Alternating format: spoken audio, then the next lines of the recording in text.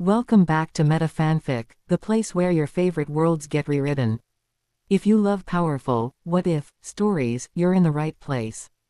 Before we begin, hit that subscribe button so you never miss a new twist in the wizarding world. Today's story is one of our most exciting yet. We will see what if Harry Potter chose dragons over wizards. Let's dive in. Here is short summary. Fleeing an abusive home, Harry chooses an unexpected refuge, dragons. Raised beyond wizarding laws and guided by fire and freedom, he forges alliances that change the Horcrux hunt forever, and reshapes a very different Tom Riddle along the way. But before we start, if you want more stuff like this, then be sure to subscribe and like this video. And if possible, share this video with your friends. Now let's start the story. Harry snuck from behind the bush and started walking away, intent on thinking over what the girl had said. He heard Dudley lumber up from behind him. "Wait, Harry, I think we need to talk." Dudley wore a look of shocked confusion. "Let's go get an ice cream, that will help me think."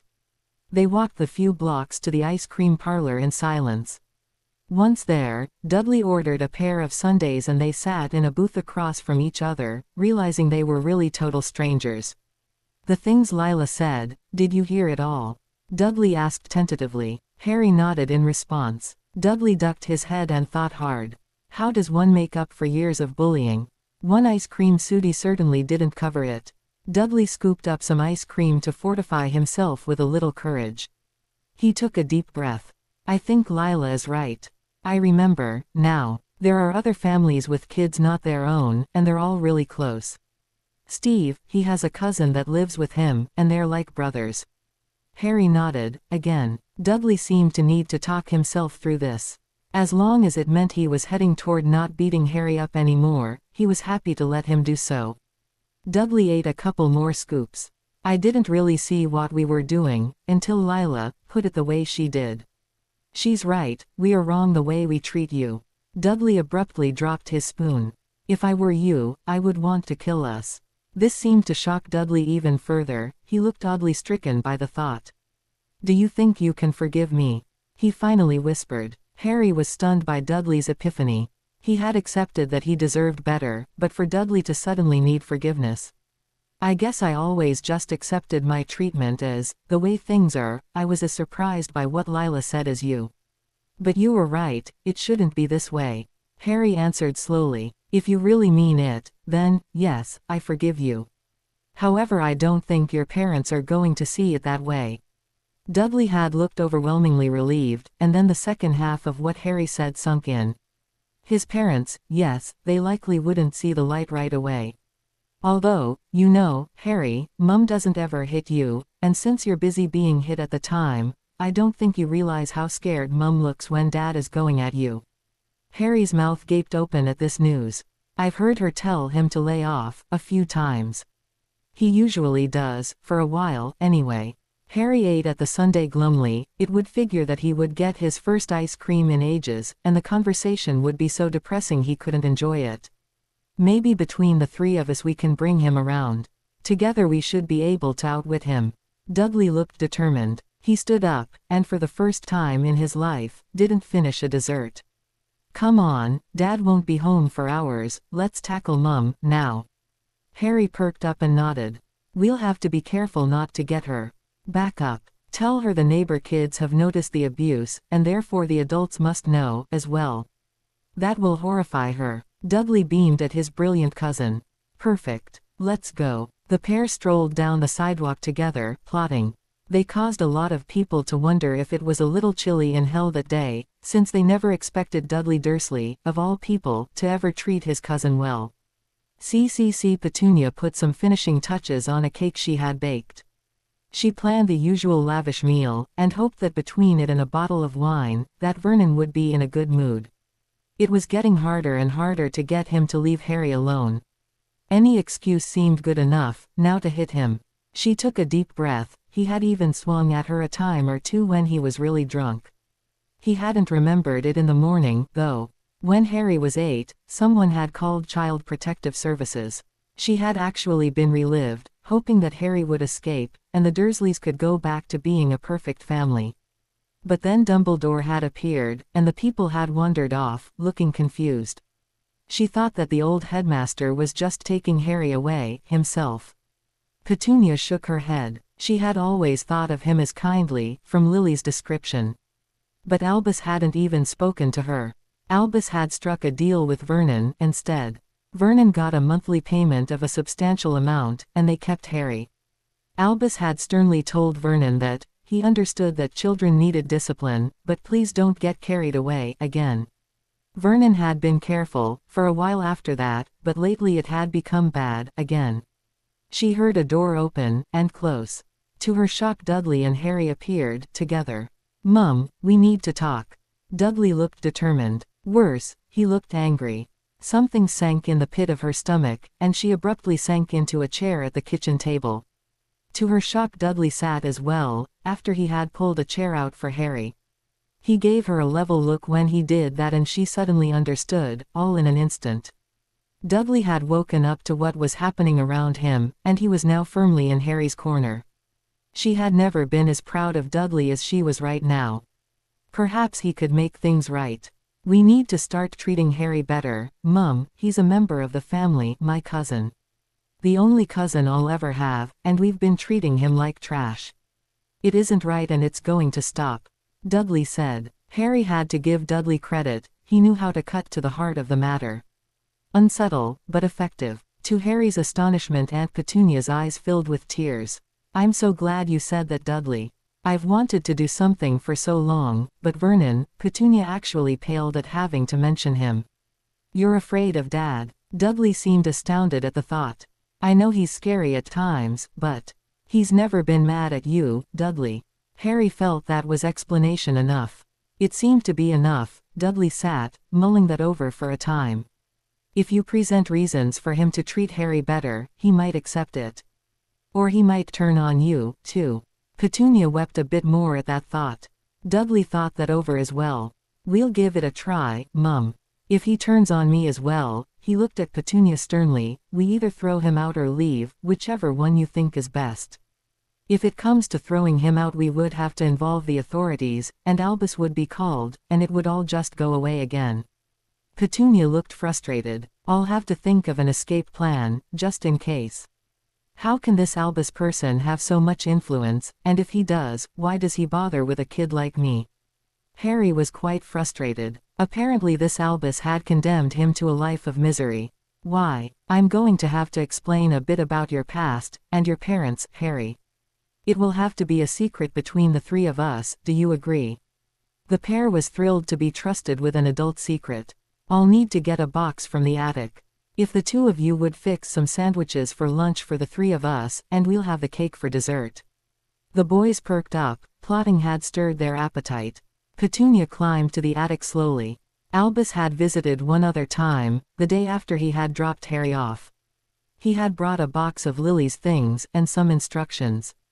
They were not to divulge knowledge of the wizarding world to Harry, and they were not to coddle him. He would be a warrior when he grew up, and Albus didn't need a wimp. Albus had dropped a lump of cash into Vernon's hands that had kept him happy for years. Now she would be breaking at least one of those instructions. Petunia clutched the box to her thin chest, feeling another bout of weeping coming on. She had loved Lily, still did, really. But she had felt Lily leaving her behind, first with that Snape boy, then the school, then marriage to a wizard took her away completely, it seemed. The abandonment she'd felt when Lily had drifted away where Petunia couldn't follow was still there whenever she thought of Lily, and when she looked at Harry. She'd known she was losing Lily when the Snape boy had said Hogwarts was only for magical children. Petunia stilled. The Snape boy, he would be a man, now, and she remembered all too well how very obsessively he had loved Lily. If necessary, he might be one they could turn to. She grimaced, at least Harry could. She slowly walked back into the kitchen. She smiled, feeling a bit weepy, again, watching her son and nephew together. The boys were bent over the meal, working and chattering. It should have been this way from the first. Z.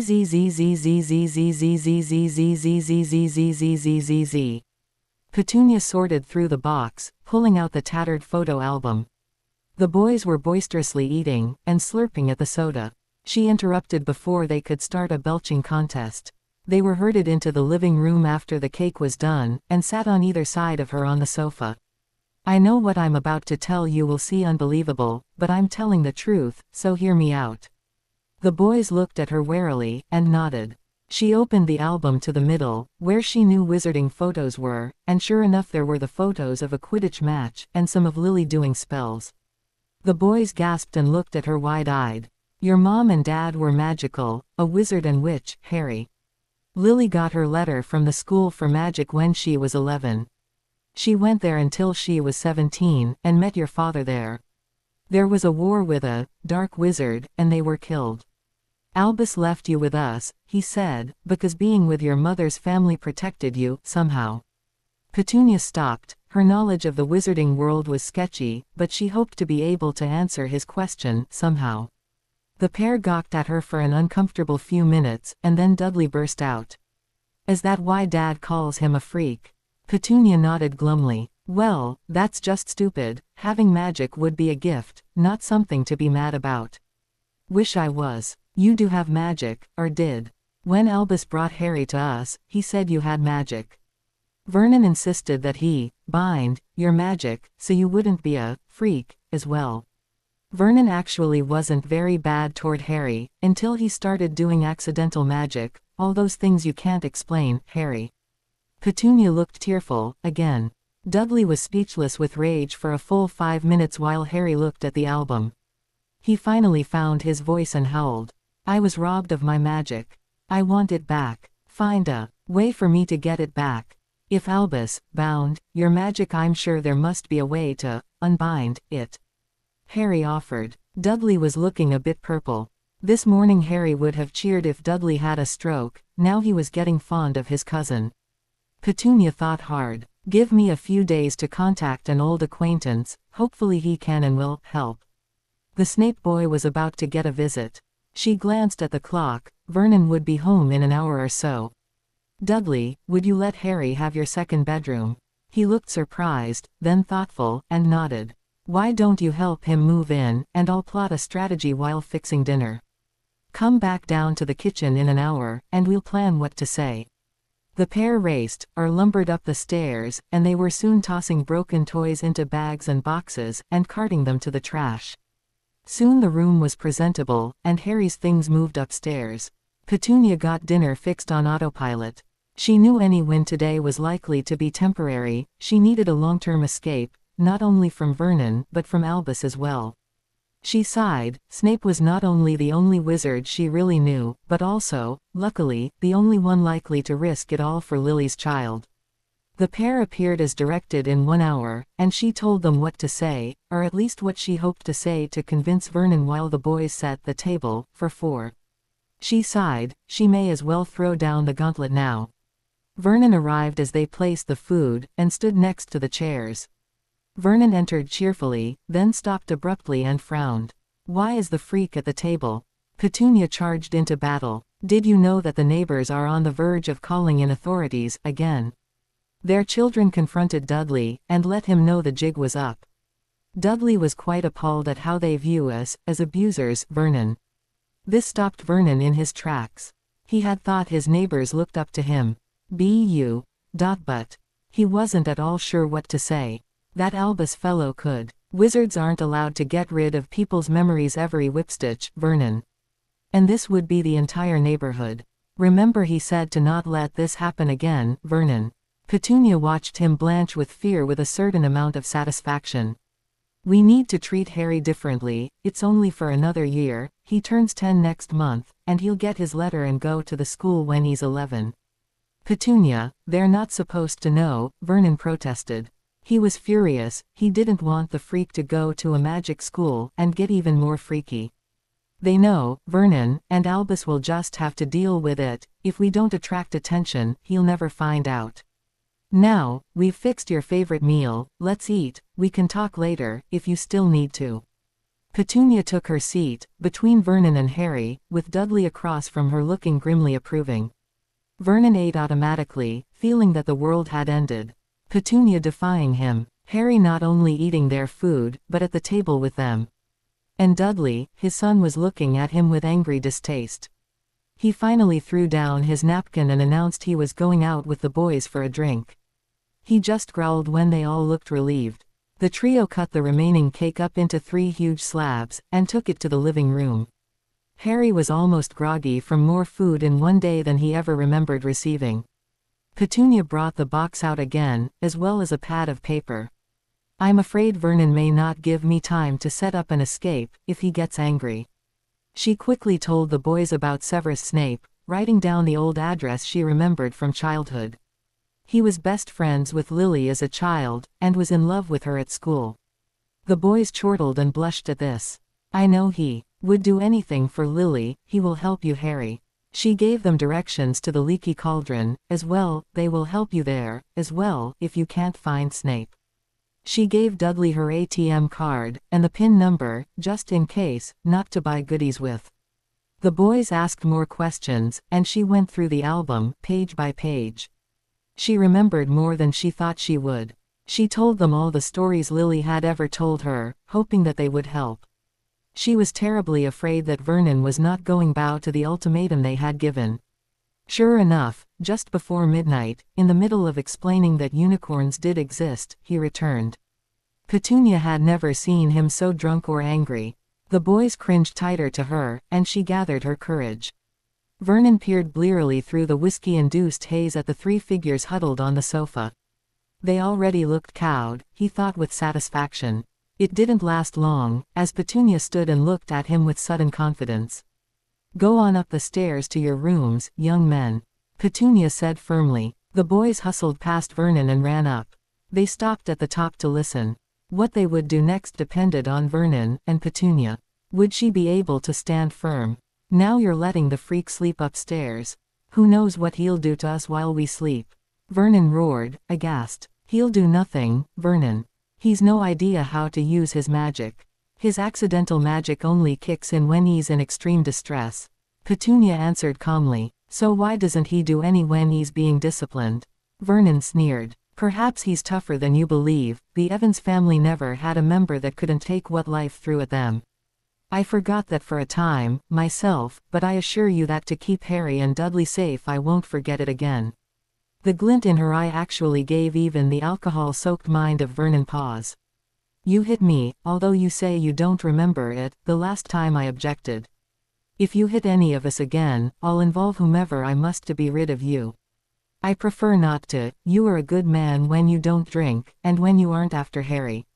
If the only way you can behave is to pretend he doesn't exist, then do so." With that she turned and followed the boys upstairs. The boys were grinning and giving her 2 thumbs up and high fives when she reached the top. She smiled and shooed them into their beds. Dudley cheerfully hopped into his bed, with the knowledge that somewhere, sometime he would have magic. He had always felt cut off from something.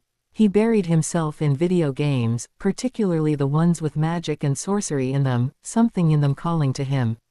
Now, he felt, he knew why, he belonged in that world. No more having to pretend. Harry wriggled down into the bed, blissfully, truly able to stretch out for sleep, for the first time. So much had changed in less than a day. He now had a room, lots of food, and his aunt and cousin no longer hated him. He hoped that if it was a dream, he never woke up. He had thought that his only escape would be to leave as soon as he was of age, and just strike out on his own. Now, it seemed that there was someone who was paying the Dursleys to take care of him. Harry wasn't stupid. The only reason someone would be paying was if there was money that belonged to him for his upbringing. If they were simply rich, concerned relatives, they wouldn't have left him here after that disaster when he turned 8, and all that freaky stuff started happening that was now clearly his magic kicking in. Harry drifted to sleep, dreaming of a castle and flying, like in the pictures in the album. His mum was very pretty, and his dad had looked like he was a lot of fun. He hoped to hear more stories tomorrow, if Uncle Vernon didn't kill them all over breakfast. Vernon stood for a time, as if turned to stone. Dimly he could hear Petunia and the boys going to bed. He had come home intending to put everything right back the way it had been. Instead, the changes had been cemented even further into place. He staggered over to the sofa and fell heavily onto it. The sofa creaked and groaned alarmingly. Blasted thing, it obviously must have been poorly made. He didn't feel like doing anything about the lot of them at the moment. It must have been because he was so tired. He worked hard, damn it. They should respect him more.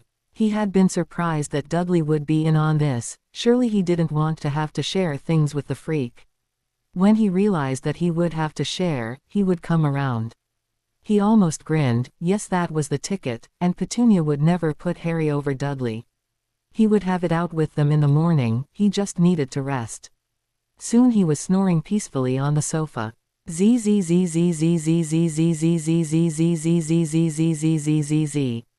Petunia had fallen into a fitful sleep, waking with a start at any noise. She had peeked into the living room at one point, to see with relief that Vernon was asleep.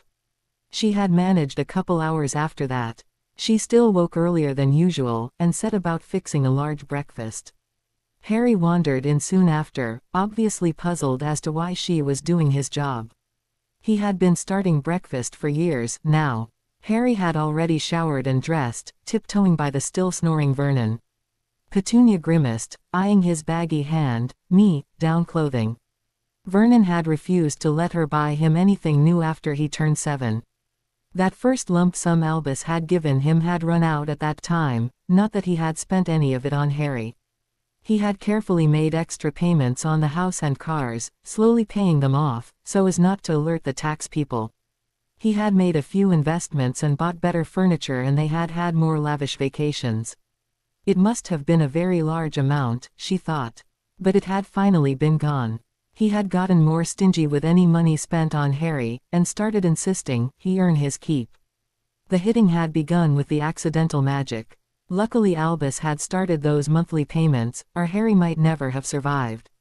One would have thought Vernon would have gotten happier with Harry after that, but he took Albus' admonition about boys needing discipline to heart, not remembering the part about not getting carried away. Harry fidgeted a bit while setting the table. Aunt Petunia, if that man is giving money for Vernon to keep me, would he give it to you, if we had to leave, or if Vernon was made to leave? Is it enough to take care of us all? Petunia stared at him in astonishment. Of course. Yes, it is £1,000 a month that is sent. We couldn't be lavish, but we would be okay. Petunia frowned then, scrambling the eggs even harder. But I'm not sure I trust to anything sent by Albus Dumbledore. I don't really know what his agenda is, but I'm not sure it's in your best interest, or ours. Harry nodded, frowning as well. He squeezed the oranges extra viciously to get the juice. This Dumbledore certainly hadn't endeared himself to Harry. Aunt Petunia and Dudley might be better, now, but Vernon was still a bully. Aunt Petunia was fond of washing even Dudley's mouth out if foul language was used. Petunia woke Dudley quickly. Shower and dress, you'll want to be at the table when your father wakes. Dudley nodded and ran to the bathroom. Petunia grabbed some pills and a large glass of juice, and walked over to Vernon. She'd left it until the last minute, but he would be livid if he was late to work. She shook him awake, and he looked around, confused. Here's some aspirin, and a pain pill, and something for nausea. Be sure to drink all the juice. Breakfast is waiting. Petunia waited while he nodded, and took the medication. Vernon hurried through a washing up and got a fresh set of clothing. Everything had seemed so clear last night, now it was all a bit hazy. He sat at the breakfast table, and served himself a large plate. Dudley was only taking a small plate. Yes, he needed to get Dudley back on his side. Well, I intended to get you a bunch of new clothing this month and perhaps some new toys for your birthday, Dudley, but I suppose you'll have to share the shopping spree with Harry. Vernon sighed in mock regret. But the expected eruption of temper never arrived. Forget new clothing for me, I've gotten too fat. Dudley said airily. I'm going to lose some weight, so maybe I'll just fit back in some of the clothes I've outgrown. Dudley looked over at the bemused Harry.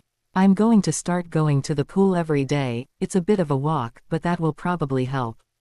Would you mind coming with me, Harry? I'll teach you to swim. Harry nodded agreeably. He'd always wanted to learn to swim. Dudley's parents were stunned, Petunia with delight. Vernon, however, was horrified. Not only was Dudley cheerfully giving up things to Harry, but he intended to starve himself and become some health nut. Excellent, I'll get summer passes for all three of us. I may just join you some days. We'll all get new suits and swim gear. Petunia was thrilled. Perhaps we'll stop by a sports and exercise center, there may be other things you would like for your birthdays. It's a bit early to shop for your birthday, Harry, but you can show me what you would like. Harry nodded, eyeing Vernon's purpling face with caution. This was intolerable. The world had gone mad. Vernon tossed down his napkin and headed for work. He would have to figure some other strategy to get his world back. The remaining trio listened to the slamming doors with trepidation. I'm not sure that went well, Mum, Dudley finally said. The other two nodded, and the meal was finished in silence. Washing up was being done when Petunia finally spoke. You realize that your father will never accept a son that is a wizard, you'll likely have to make a choice about that, soon. We'll have to have your magic unbound, within the next year, for you to attend the wizard school, Hogwarts. Petunia wasn't happy to have to make Dudley do this, but it was his choice to make. I think I realized that when I found out that Dad had that done to me. But I know I have to have my magic back, I can't not be what I was really meant to be. Dudley answered a bit fiercely. He still found it difficult to accept that it had been done. They finished the clearing away and went to the living room, sitting once more on the sofa. Petunia pulled out the box and a different photo album and opened it. This is Lily's pictures of before Hogwarts, and the earlier years there. She pointed to a picture of her and Lily and a dark-haired grim-looking boy. Severus Snape lived in the same town as we did, but on the other side. We met at a park and he recognized Lily as having magic, just like he did. They became friends, and I'm ashamed to say I was quite jealous of it, they shared something that I didn't have, you see. Dudley and Harry patted her arms comfortingly. Dudley understood very well, he imagined that if he didn't get his magic back he would be very jealous of Harry, indeed. They flipped slowly through the pictures. The Snape boy was almost smiling in a few of them, although as the children got older he seemed more and more angry. I think, looking back, that Severus' father was quite abusive. Lily said he had no magic and he didn't like it that Severus was a wizard. His mother died when he was only 12, and I believe his father got even worse. The boys nodded, they were familiar, now with abusive male authority figures. Harry could imagine being very angry, himself. Lily said they had been arguing much of their 5th year, and he finally did something, insulted her, I believe, and they never really regained their friendship. I know it was more complicated than that. Your father, James, and he were rivals. I'm sure he didn't want Lily to make it up with him. Perhaps Severus can explain it, when we meet. Petunia sighed, she had to find a way to track him down. Petunia put the album back and pulled out a book. Lily always said anything you wished to know of Hogwarts was in this book. She handed the boys the large, beautifully embossed book to them. Hogwarts, a history, cool. Harry read the front eagerly. Petunia got up and they started reading, eagerly. I need to look at a few things, you go ahead and read for a while, we'll leave in an hour. Petunia watched the boys huddling over the book with a sad smile. She and Lily had done the same for a time with that very book. Soon after they had met Severus he had lugged Hogwarts, a history, to the playground, and proudly presented Lily with the book. It was inscribed to an Eileen prince. Severus had said it had belonged to his mother. He had always seemed very proud of his mother, and yet angry with her at the same time. That had made no sense to her and Lily back then. Now, she realized, Severus had likely been angry that Eileen was still married to her abusive husband, and was unable to defend her, or himself, from the abuse. Petunia had been tearing apart the bookcase, trying to find a map of the Lancashire area. She had known the area quite well, of course, as a child. She had tried to forget the little town of Hale, outside of Liverpool on the Mersey River where she had grown up with Lily. She had never actually visited Severus' house. He had not even wanted Lily to visit, but Lily was stubborn and had managed to go there once. Lily had never spoken of the visit, and had not gone back again. Petunia slipped into Vernon's home office nervously. Although she knew he would not come home for several hours, the office was Vernon's territory, and he wouldn't like her being in there. She rang the phone directory, no Severus Snape anywhere in the UK, it seemed.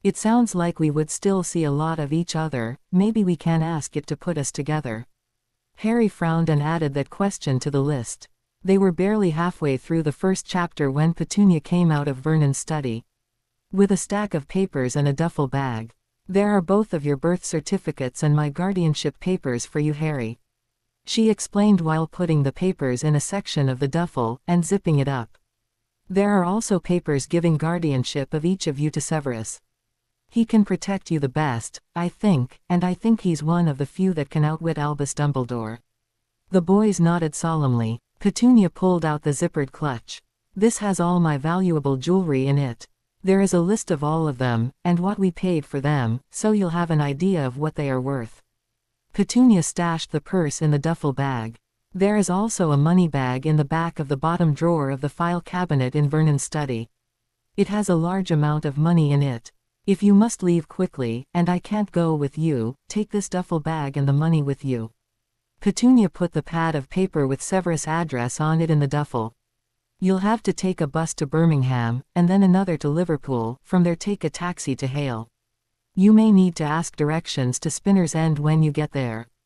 Petunia sighed unhappily. She didn't like to imagine two 10-year-olds needing to take this journey alone.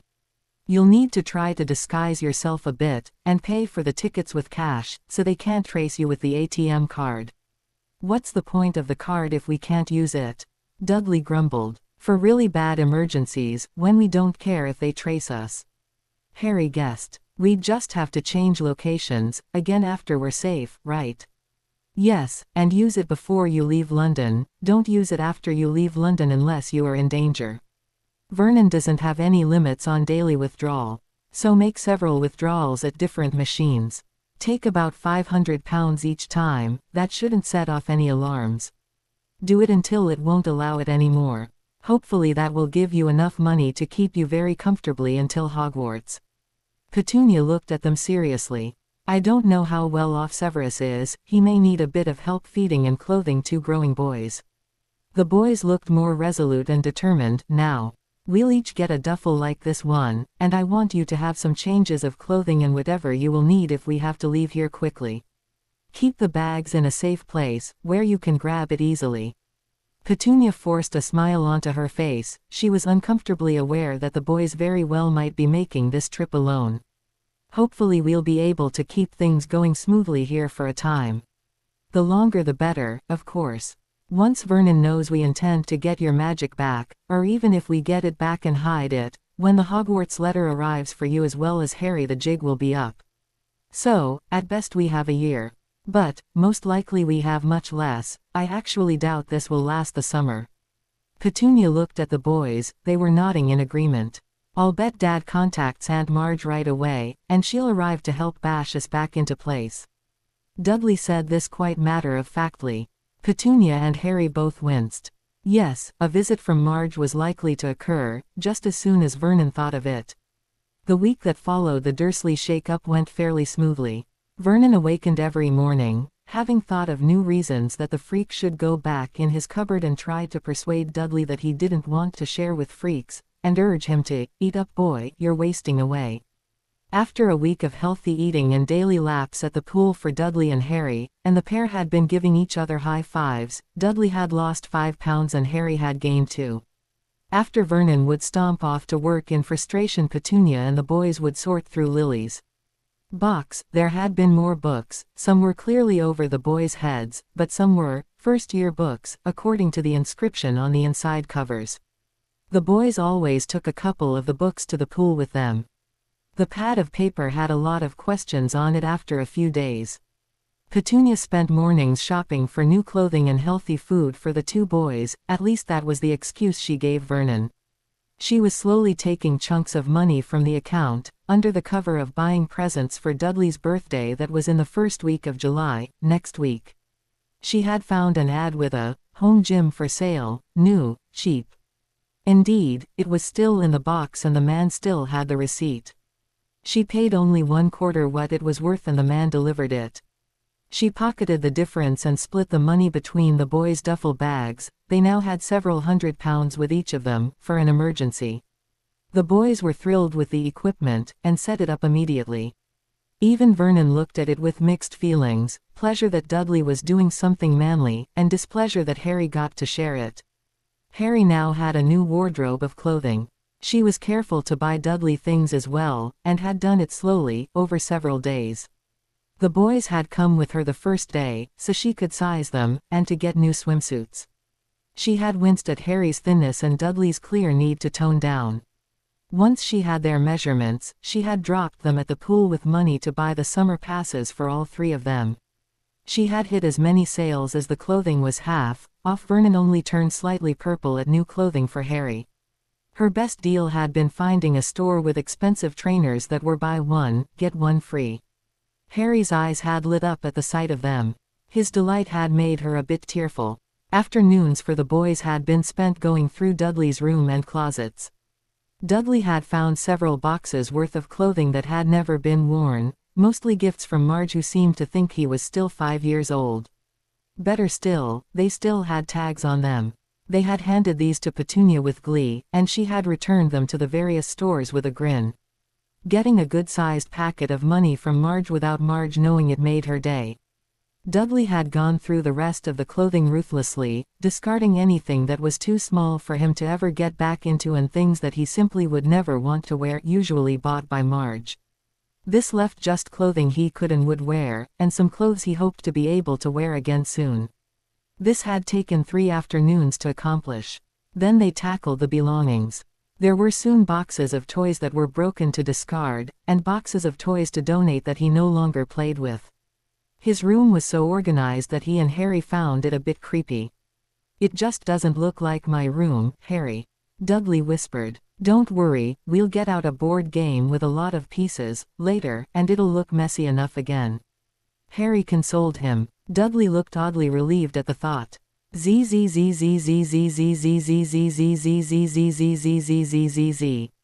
Harry sat in his room quietly just before turning out the light. The past week had been amazing. The new clothes and plenty of food were great, but the real upside had been knowing that his aunt and cousin liked him and no longer thought him a freak. Hearing about his parents had been wonderful. Sometimes he had wondered if he and Aunt Petunia were really related, the way he was treated. The pictures had made it all real. Aunt Petunia had smiled as she gave the two of them the trainers.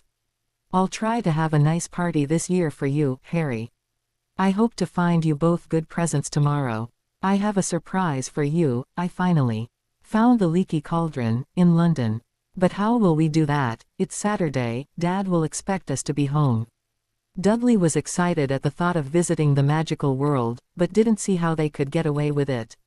"I knew we would want to make this trip for this weekend.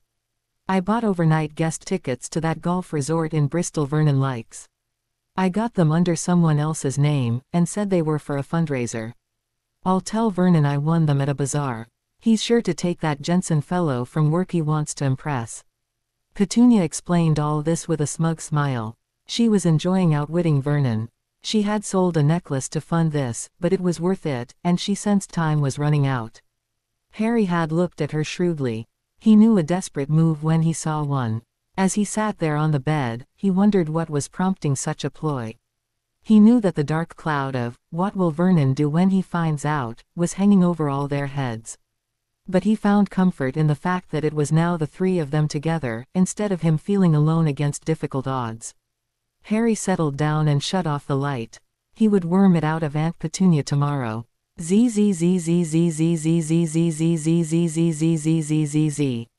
Petunia was sitting in the almost dark kitchen staring at a letter, later that night.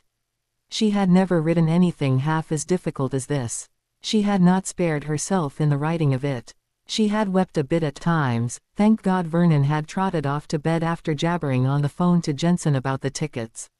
They would be off before dawn so they could golf all day. She could not have borne questions from anyone at this point. The letter was to Severus and she had ruthlessly told him everything that had occurred since Harry's arrival on her doorstep. She had excused nothing, and revealed every slap, every neglect and most of all everything Albus had not done when he became aware of it. She had then begged, literally, for his help for Harry and Dudley. She had told him that Albus had bound her son's magic. She knew that would appall any wizard. In the end she had even invoked Lily's memory, told him that Harry was not nearly as much James's son as he was Lily's and pleaded for him to take guardianship of them both. She knew that with Vernon and Marge's huge network of friends she could never hide from Vernon, but the boys wouldn't be found in the wizarding world by them. She explained the abuse she also faced, knowing he likely would wince at the reminder of what his mother had endured. She had finally closed the letter with a last plea for help. Writing all this down had made her relive it all, and she felt drained, but strangely free. She knew that Lily Severus would not fail to help.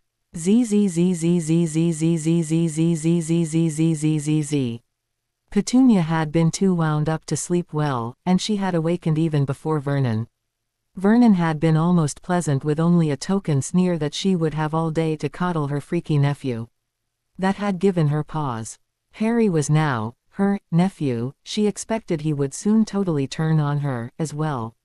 Marge would not be far behind. Petunia guessed Marge would suggest throwing both her and Harry out, and he would comply. He would likely boast about when Marge would be arriving, that would be when they would need to leave. Hopefully Severus would have received her letter before then. Vernon had said he would not be back until very late on Sunday night. She made a breakfast for the boys and called them down. They ate quickly and got ready, and then they loaded up some of Lily's books and got in the car. They had their pad of questions and topics. Petunia had said there was a bookstore in Diagon Alley, and they intended to find a few books to answer some of their questions, particularly books on the founders. And the four houses. Petunia drove as fast as she dared into London, and parked near the Lakey Cauldron. She got out a big scarf, and large tinted glasses. She covered her hair, disguising herself as best she could without making it too obvious. She got out a floppy hat for Harry to wear that would cover most of the messy hair, and cover the scar. This gave him enough of a different appearance that anyone that had known James Potter wouldn't immediately know who he was. They entered the ancient pub and conversation immediately ceased. She strode as confidently as she could to the bar where Tom stood, eyeing them. Petunia greeted him and smiled as warmly as she could. "Good day. My son and nephew will be attending Hogwarts when they turn 11. We were hoping to do some shopping in Diagon Alley today for books and things, to prepare of course. I have no magic, myself, would you be so kind as to open the door for us?" Petunia was relieved when Tom immediately agreed with a kindly smile. She was even more relieved when he barely glanced at the boys. Tom led them out the back door into an alley hidden from the London street. He tapped on the stones and the boys gaped in odd astonishment at the arched opening to Wizarding World. Tom smiled and said, "Have one of the boys say, 'Open,' when you need to leave. The door will respond to anyone with magic from the other side." Petunia nodded her thanks and they entered Diagon Alley. The trio entered Diagon Alley, happily looking around at the shops. The shops weren't terribly busy. Shopping for Hogwarts wouldn't start until next month. Early Saturday morning was well before any business rushes would begin in Diagon Alley. Petunia had made a list of places to visit. They would need wizarding money first, and luckily she remembered Gringotts clearly. She had come with Lily and her parents to Diagon Alley before each Hogwarts year until Lily's 5th year, and their estrangement had really begun. Petunia couldn't remember what they had really argued about, but it had led to a lot of huffiness, and Petunia had decided she had better things to do than drag around after Lily. She reminded the boys about the goblins, but they just looked eager instead of frightened, so in they went. Petunia hid her wince at the sight of the rather frightening creatures, and walked with the boys up to the counter. She had brought a fair amount of money to be exchanged. The boys could still keep what they didn't spend for another time. The goblin did the exchange, and she had to just hope the rate wasn't too bad. Luckily the goblin gave her a featherlight money bag for free, as a new customer. She managed to thank them with some sincerity, and the boys took turns carrying the weightless bag and exclaiming, "Cool." Petunia had decided that the robe shop would be next. They would fit in better, and the boys would need the robes later. So they stopped in Madame Malkin's to be outfitted. The boys wrinkled their noses a bit, but they had read of the wizarding robes and were determined to find something that was at least a little masculine. One of the shop girls came over, smiling, and Petunia requested some everyday but nice robes for the boys. Petunia hesitated, then asked to see whatever robes you have already made that would fit her. The boys were trying on robes that weren't too girly, and looking at capes. Petunia found a nice robe in a dark blue that wouldn't look too out of place if she wore it home. She got a bag for her muggle clothes, and the boys, of course, wore their robes over their clothes, and they went out into the street feeling much more confident. Petunia needed to find the wizarding equivalent of the post office to send Severus the letter by owl. If she sent it the muggle way, he might never get it, or he might never bother opening it. If she sent it by owl, she would be sure he at least got it, and he likely would open it out of sheer curiosity of what could panic her into using anything magical. The bookstore was right next to Malkin's, and they would likely be able to direct her. She and the boys walked over to Flourish and Blots, and the boys went straight to an assistant and started going down the list of topics. Petunia went to the counter and asked about the postal owls. She was sure that was what Lily had called them. The clerk gave the directions, and Petunia thanked her. "Boys, will you stay here, pick out some books, don't go overboard though." Petunia leaned down and whispered to Harry, "Be sure to not mention your name, like we discussed." She repeated the admonition to Dudley, as well. They went back to deciding which books about the founders were the most interesting, and most likely to be truthful. Petunia followed the directions down the street, and found the postal owls. A bored-looking clerk helped her pick out a fast owl, and for a fee spelled her to only give the letter to Severus Snape. The clerk looked surprised at the name, Severus Snape. "The potions master teaching at Hogwarts. You know him?" Petunia asked in surprise. "Not personally, but anyone attending Hogwarts for the last 8 years does," he answered with a smile. The owl was freed and sped off to the northwest. She sighed and hoped all this worked out. She turned and walked back to the bookstore, and stared in dismay. The boys already had quite a stack of books piled up. She looked at their sheepish grins. "Pick out 5 for each of you, and we'll go," she said firmly. It took a few minutes, but they narrowed their choices down and the books were paid for and bagged. They got lunch at one of the sidewalk cafes. The boys spent more time watching the fascinating people walking by than they did eating. She let the boys lead the way as they wandered down the street. The magical menagerie was eagerly explored. She had to tell them, another time, regarding acquiring a familiar. Elop's Owl Emporium was also explored. They were eager to learn how the owl letter system worked, and a book on owls was bought while they were there. The Quidditch store she refused to let them enter, save it for the next trip. She knew they would never be able to stop talking about the sport if she turned them loose in there. With their luck, Vernon would overhear it. On their way out, they ate supper in the Leaky Cauldron. The patrons there were as interesting as the ones inside Diagon Alley. They boys were finally exhausted and half asleep as they walked by the time they returned to Charing Cross Road and found the car.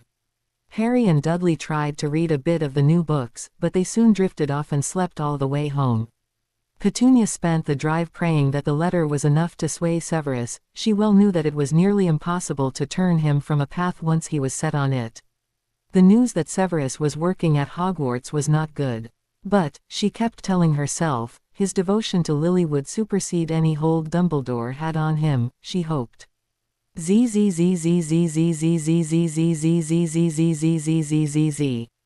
Severus was enjoying his very quiet and student-free home on Spinner's End.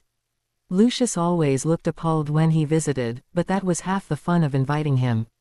He had ensured the quiet by buying, one by one, all the tiny houses attached to either side, and the row in back as well. He always intended to knock them down and expand, or level the ones in back to make a garden. He had never gotten around to it. During the summers he kept drifting off in a book he had put off reading the entire school year. Or doing the research he couldn't complete while teaching morons. Or visiting Lucius to help him in annoying Narcissa, and teach Draco how to sneer properly. The list of things to do other than renovate was endless. He had finally taken Lucius up on the offer to sell him a house elf. He didn't want to bother cleaning or cooking. Perhaps during the school year he could have the elf do the renovations. He would have to be very specific in what he wanted done, though. Elves could get very odd ideas about what was interesting architecture. Tinker. Severus summoned the elf. "I know it's late, but just a simple supper would be good."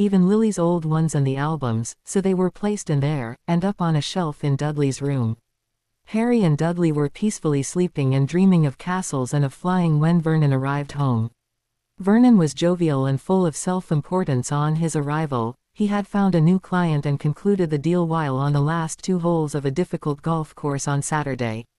They had faxed the papers that afternoon and they would be on the department head's desk when he arrived at work tomorrow.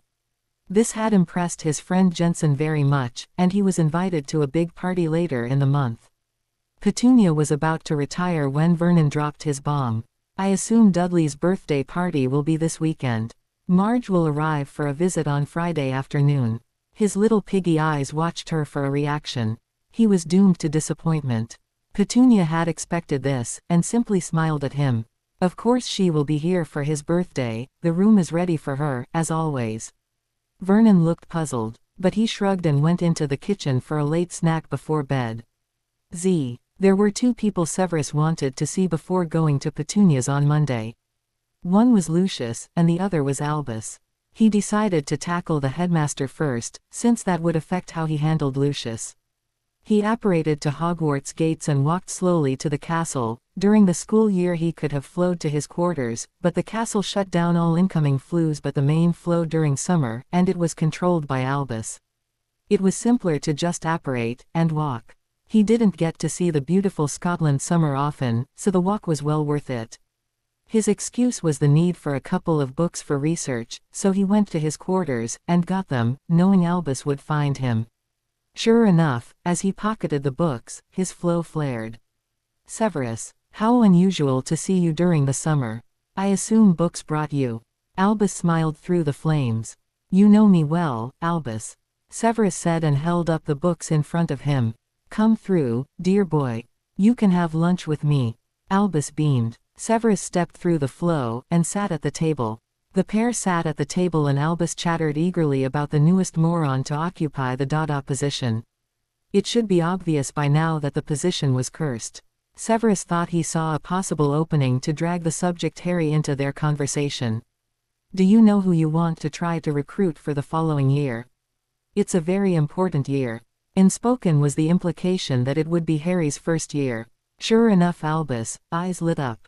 "Yes, we must have a good Dada professor when Harry arrives. Professor Quirrell did well filing in last year when Professor Hallur, well, he did an excellent job. He's in Albania at present, studying the habits of some dark creatures there, vampires in particular, I understand." Severus curled his lip at Albus' description of Quirrell's abilities. They were only excellent in comparison to the last few decades of increasingly incompetent teachers. He still thought that since he carried the dark mark that the curse would overlook him, as an extension of the Dark Lord. Albus maintained it wouldn't, and was unwilling to chance it. Now and then he would apply for the job so they could argue about it again. "Yes, he does seem to actually know the difference between a Grindylow and a hinky punk."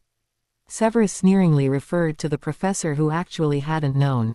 "So there will be at least one good Dada teacher while Mr.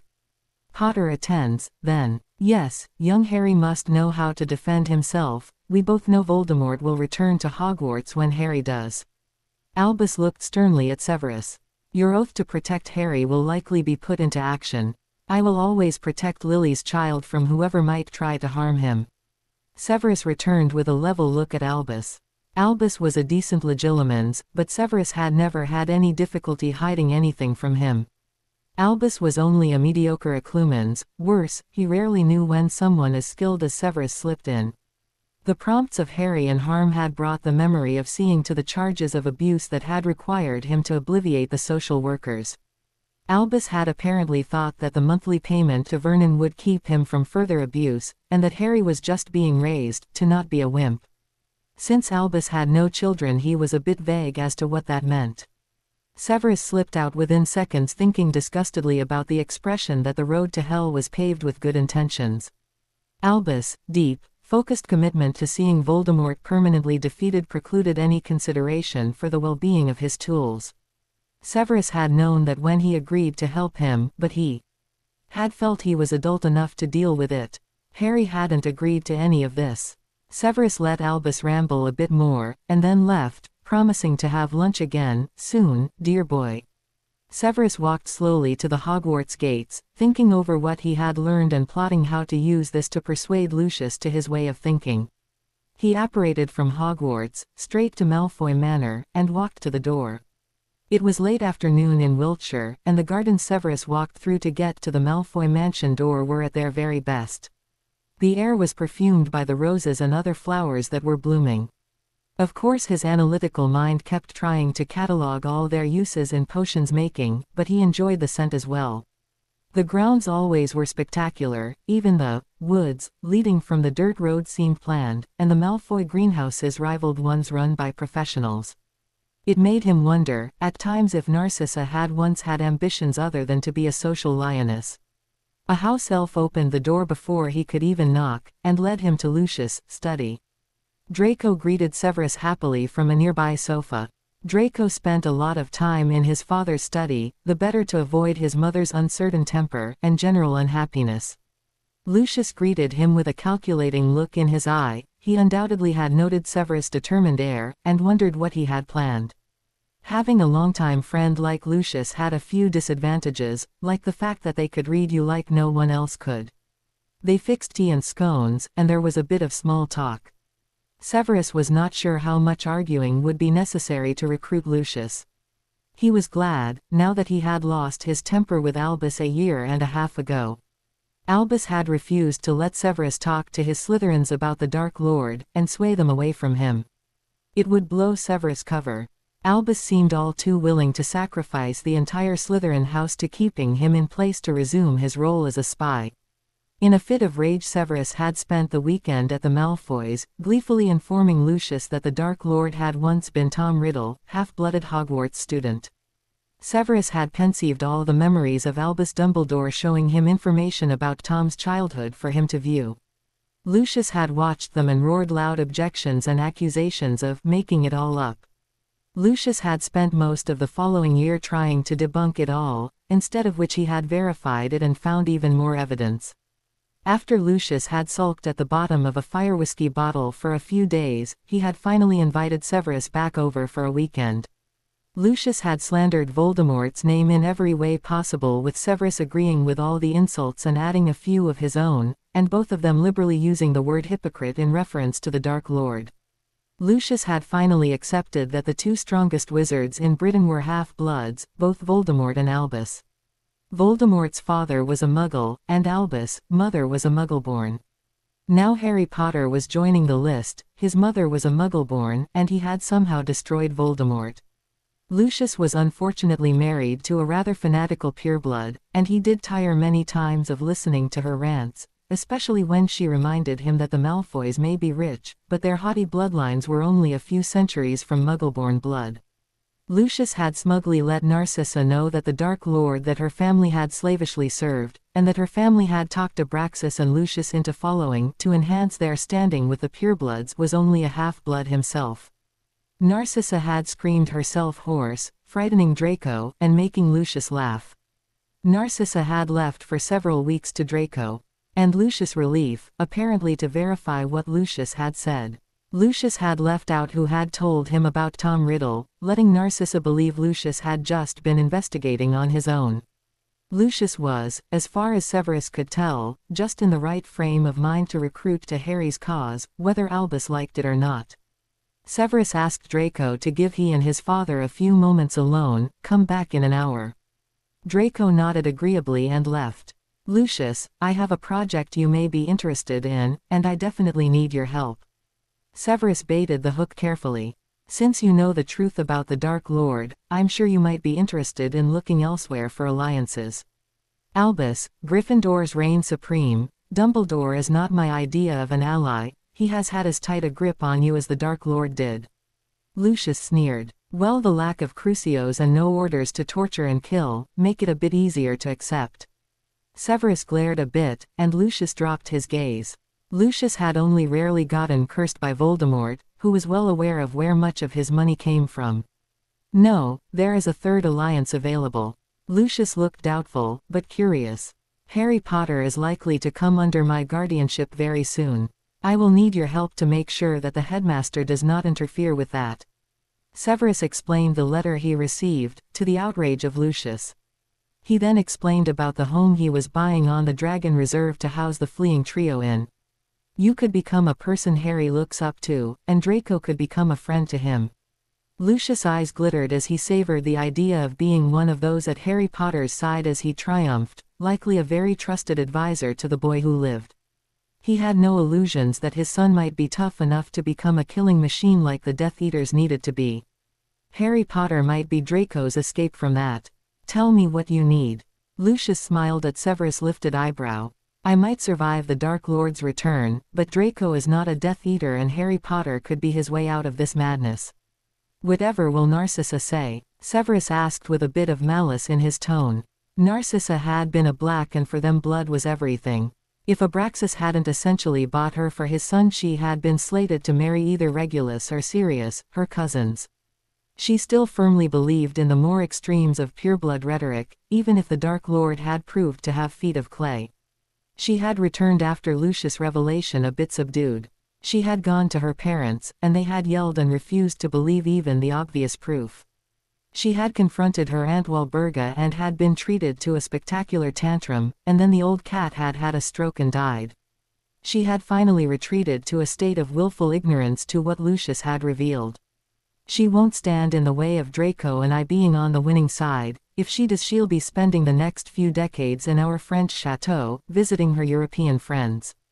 Lucius answered with chill resolve. Severus nodded slowly. He had suspected that Draco would be the key to Lucius. Lucius had sharp survival instincts and had emerged from the first downfall of Voldemort with hardly a slap in the wrist, and was again in the good graces of most of the ministry.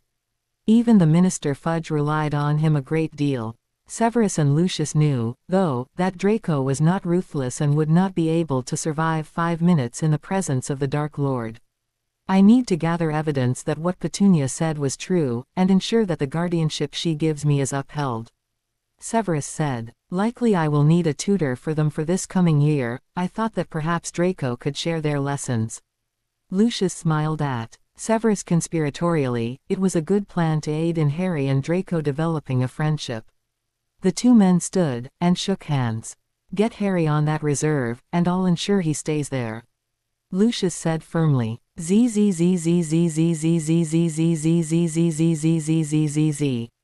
Severus arrived at home in time to receive a fire call from Rigel, and arrange a bank draft from Gringotts from Severus to Rigel. Rigel had said that the director of the reserve was happy to help the fleeing family, and would take Rigel's vouching for the buyer of the house. The papers for the house were in his hand by sundown, and Severus smugly ate a delicious meal with his best wine. He was profuse with his praise, and Tinker had been ecstatic. Severus told Tinker that he had bought a second house for friends to live in, and that he might need help cleaning and furnishing it. Tinker nodded eagerly. He was happy to be helping Master's friends.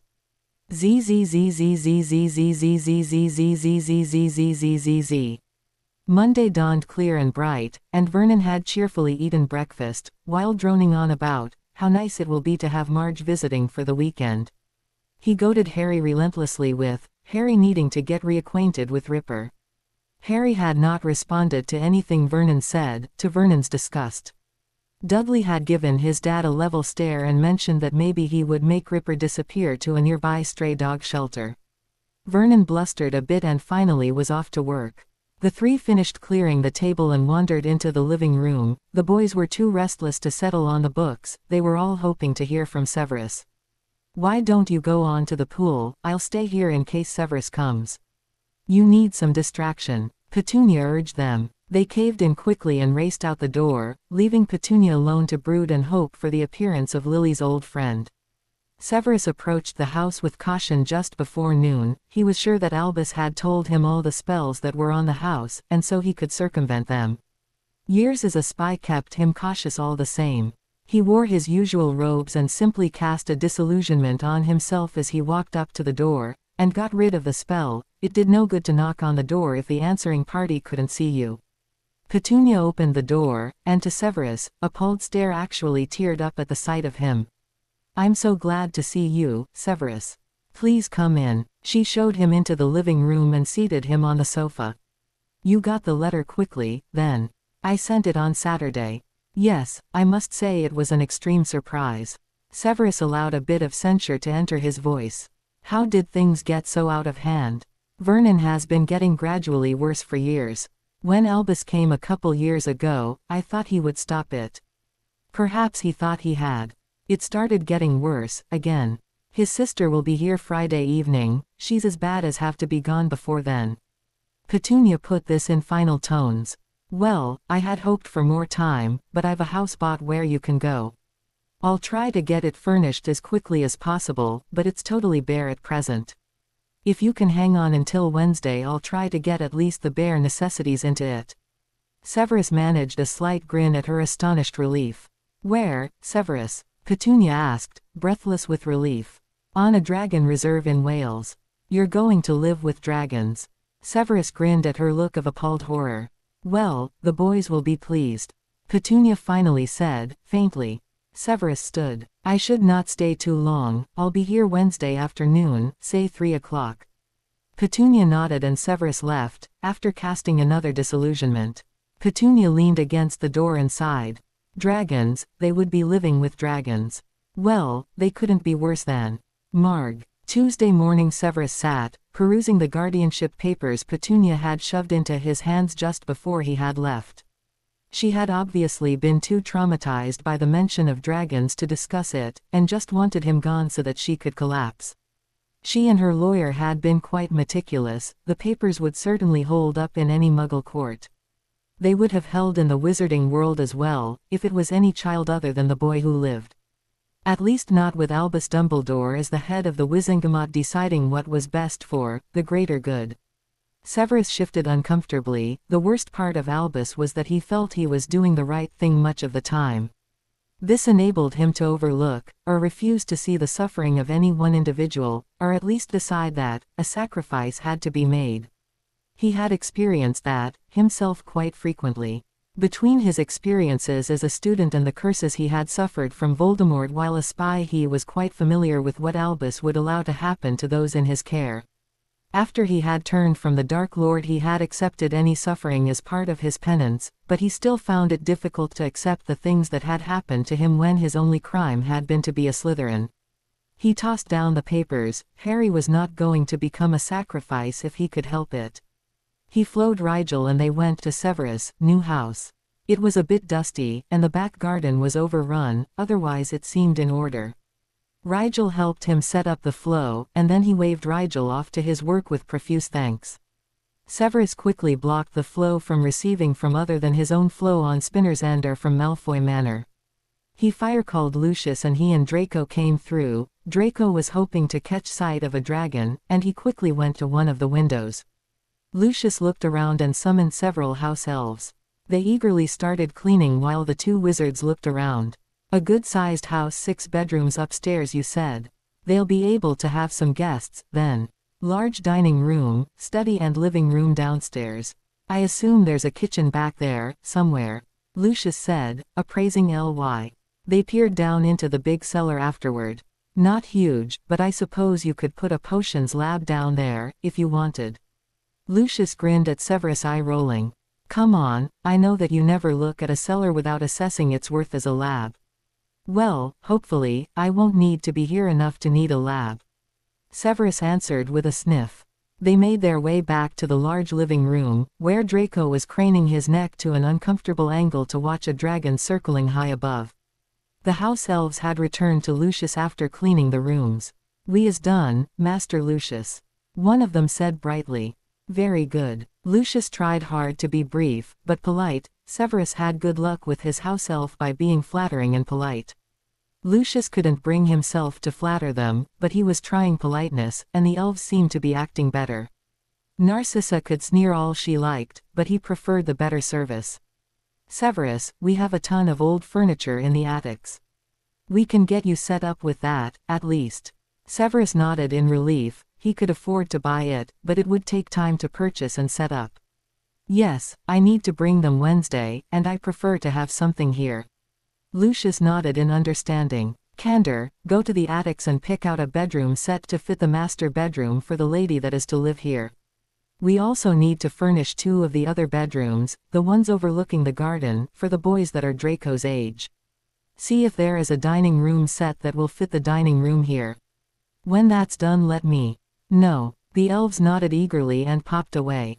The pair of wizards wandered out to the walled garden, with Draco following eagerly, to have a better look at the dragon. The garden was large, big enough for a large swimming pool and still hold a very big garden. The boys could run and play quite a bit here, Severus thought.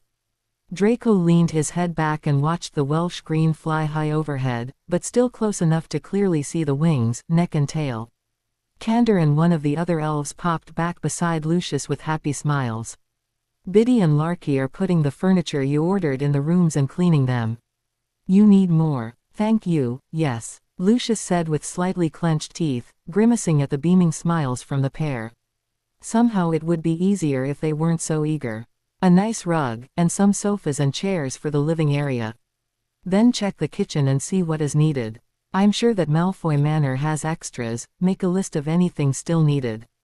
I am willing to wager there are dozens of sets of dishes and flatware that don't have family crests on them stored away, bring over some. The elves happily popped away again. Severus snickered at Lucius' aggravation and handed him a vial of headache potion. "They are just too damn cheery, it makes me want to hex them," Lucius complained. Severus summoned Tinker, and sent him to diagonally to a shop for bed linens, and other sundries. The house was soon set up properly, only now needing occupants. Lucius was happy to lend a house elf, he had several that he had inherited from aunts, cousins, etc. The war had killed off some family lines completely, and house elves were bound to the family whether they liked it or not. Lucius thought and then sent for Dobby, the most unhappy elf he owned. The former owner had been a very eccentric cousin, and the elf was even worse. Dobby appeared with an unhappy cringe, pillowcase dingy in response to the elf's unhappiness. "Dobby, I am ordering you to serve the family that will live here. You must not reveal that they live here to anyone in any way. Their safety depends on this, you will take care of them and follow their orders as my own." Dobby nodded frantically, but seemed relieved to be staying in the new house. The house is owned by Severus Snape, but the family is Petunia Dursley and her son Dudley and nephew Harry Potter. You will not reveal this to anyone. I is to take care of Harry Potter, sir. Dobby's eyes grew impossibly large. "Oh, thank you, sir." "Yes, and you will take very good care of them," Lucius reiterated. Dobby nodded eagerly again. "Z."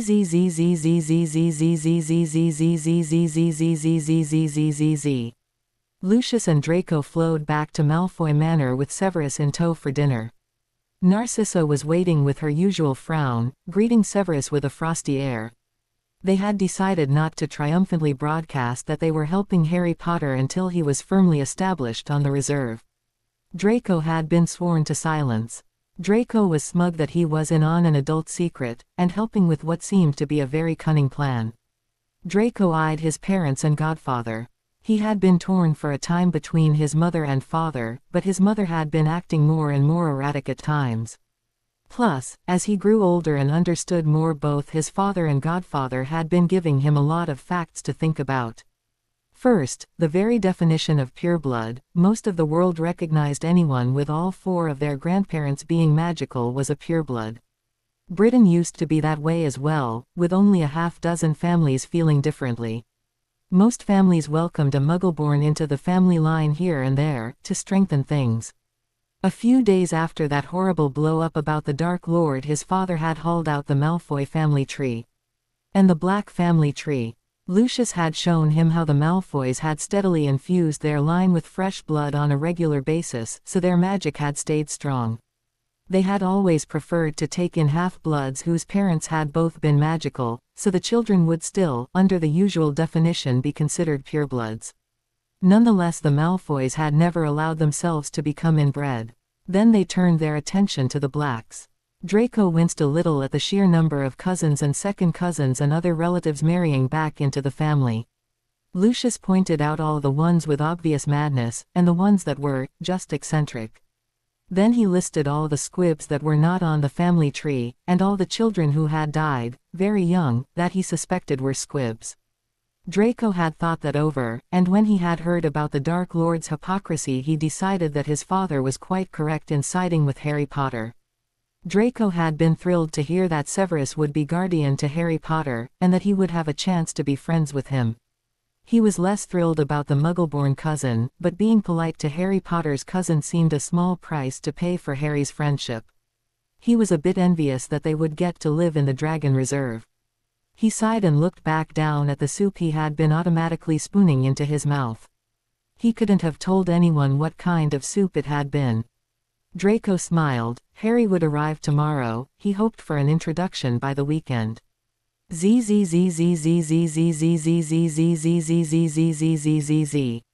Wednesday was a gloomy-looking day, with rain threatening and lightning in the distance. The boys had spent all Tuesday packing everything they hoped to take. They had stuck mostly with clothing and the books. Petunia had put the money bag from Vernon's study into the goblin's featherlight bag.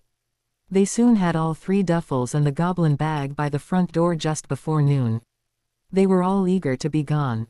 Harry and Dudley had been awestruck at the thought of living among dragons, and looked up dragons in their small stack of books. There was a little information, but not nearly enough to satisfy their curiosity. Harry felt happier than he could remember. They were leaving this horrid house, and going into the magical world, where he and Dudley belonged. Harry would finally really belong somewhere. The boys were fixing a lunch, while Petunia made some lemonade when they heard the door. The boys looked eager. "He's here early," Dudley crowed. Petunia however paled. Severus would never breach protocol by not knocking.